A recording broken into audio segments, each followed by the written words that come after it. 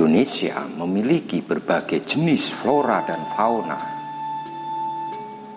Salah satu di antaranya adalah bunga wijaya kusuma atau dikenal juga sebagai tanaman The Queen of the Night. Seperti namanya, bunga wijaya kusuma ternyata punya keunikan, yakni hanya mekar selama 1 malam dalam setahun. Mungkin banyak dari kita yang belum mengenal jenis bunga unik ini. Dalam istilah asing, ada yang menyebutnya The Queen of the Night, Night Blooming Carriers, Princess of the Night, dan lain-lain.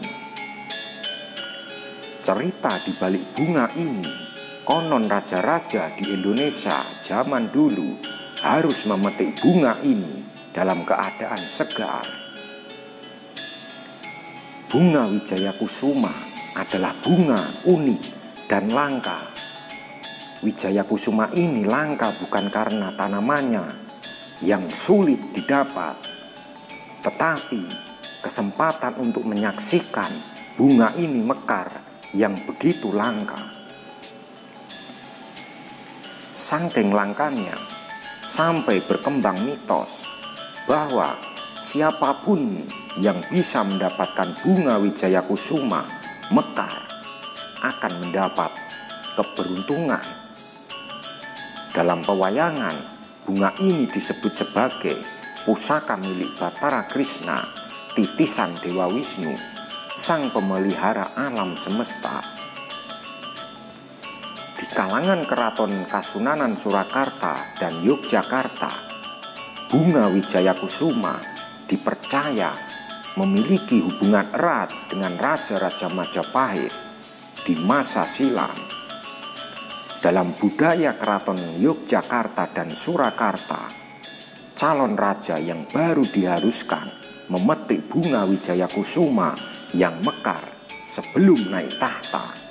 Raja yang berhasil mendapatkan bunga wijaya kusuma diyakini akan membawa kejayaan bagi kerajaan yang dipimpin kelak. Bahkan, konon seorang tokoh yang bernama Ki Ageng Selo mengaku kalau pada tahun 1970 yang lalu pernah diminta oleh Presiden Soeharto untuk menanam bunga wijaya kusuma di Istana Negara yang diambil Sujono dari Pulau Nusa Kambangan. Tujuannya agar pada 1973 Pak Harto kembali terpilih lagi menjadi Presiden Republik Indonesia.